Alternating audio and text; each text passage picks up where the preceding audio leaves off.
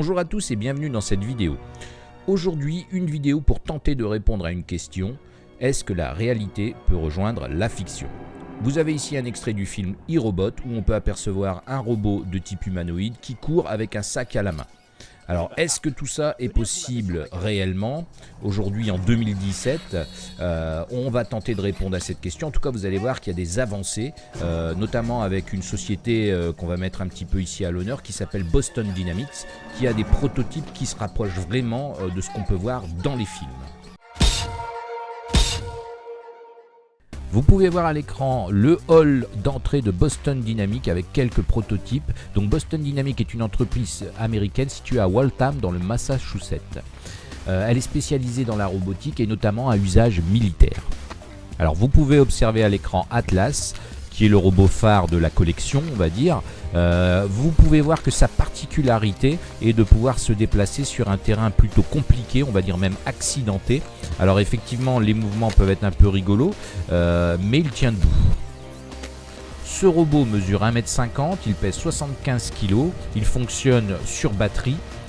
Il possède 28 articulations qui sont gérées grâce à de l'hydraulique et il a aussi 2 caméras qui vont lui permettre de se déplacer et aussi de situer les objets dans l'espace.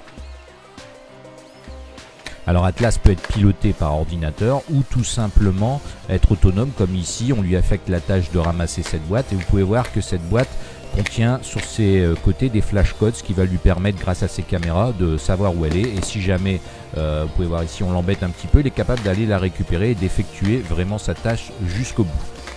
Alors même si cette technologie est avancée, ça n'empêche qu'il y a encore quelques petits problèmes. D'ailleurs vous pouvez voir ici lors de cette vidéo tournée par un amateur qu'Atlas a chuté de la scène lors d'une présentation.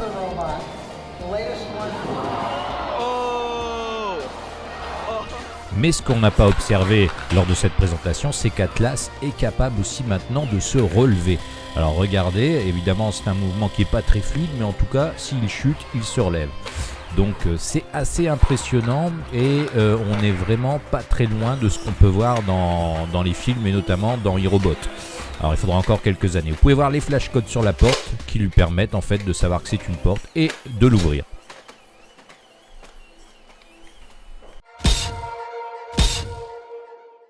Le film Roborex, certes il n'est pas resté dans les annales, vous le connaissez peut-être pas.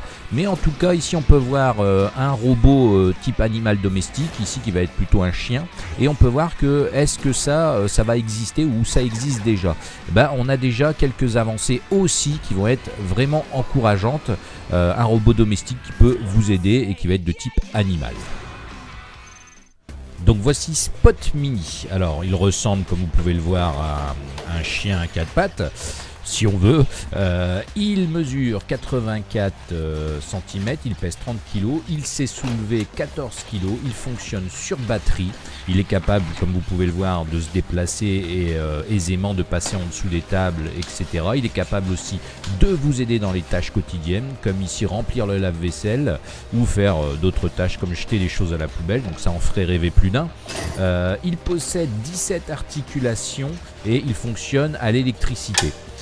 Il possède évidemment pour repérer les objets une caméra 3D. Donc là on peut l'observer qui jette un détritus.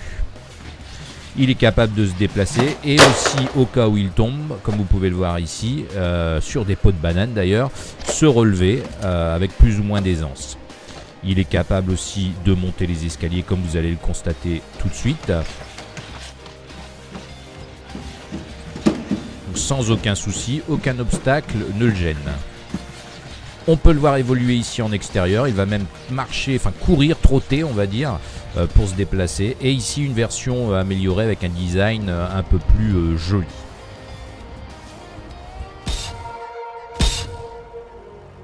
La saga Transformer. Alors même si le prochain robot que je vais vous présenter ne se transforme pas, ils ont quand même quelque chose en commun, c'est qu'ils ont des roues. Alors évidemment on est très loin des Transformers et ici des transformations comme ça d'une voiture qui pourrait passer à un robot, mais on va avoir ici un robot qui va quelque part un petit peu ressembler à ça et qui va être encore une fois très utile pour ce qui est des charges de manutention ou autre. Voici Handle. Donc Handle est un robot qui possède des jambes mais aussi des roues, ce qui va lui donner vraiment une aisance pour se déplacer. Les roues sont indépendantes et les jambes aussi, donc du coup vraiment aucun souci, et on peut voir qu'il possède vraiment une stabilité impressionnante. Ce robot mesure 2 mètres, il pèse 105 kg. Il est capable de passer des obstacles, comme vous pouvez le voir, vraiment importants, et il est capable de soulever des charges jusqu'à 45 kg.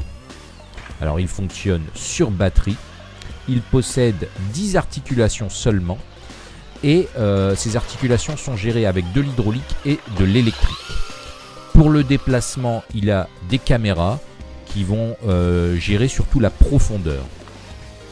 Alors on peut voir qu'il est vraiment à l'aise sur tout type de sol, et il est capable, comme vous avez pu le voir, d'effectuer des sauts qui vont être assez impressionnants.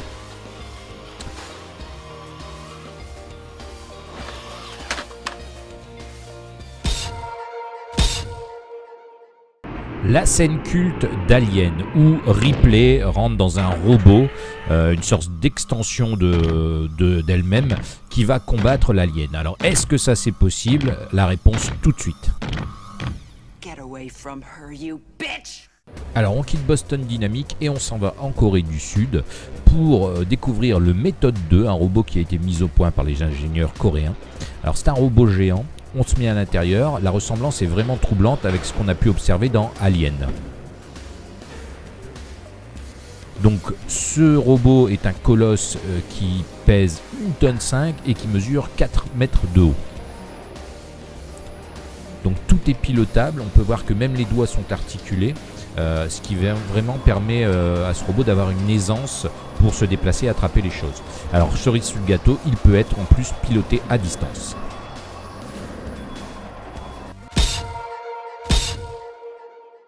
Voilà, cette vidéo touche à sa fin. Alors, est-ce que la réalité rejoint la fiction? À vous de le dire. En tout cas, ici, je vous ai proposé quelques exemples qui se rapprochent vraiment de ce qu'on peut voir dans les films. C'est pas les seuls, il y en a encore beaucoup. Donc, si cette série vous plaît, encouragez-moi par un petit pouce bleu. Si vous n'êtes pas abonné, abonnez-vous. Et faites-moi des commentaires pour savoir si vous voudriez encore voir ce genre de vidéos sur la chaîne. En tout cas, moi, c'était avec plaisir que je l'ai réalisé. Je vous dis à bientôt pour une prochaine vidéo. Bye bye!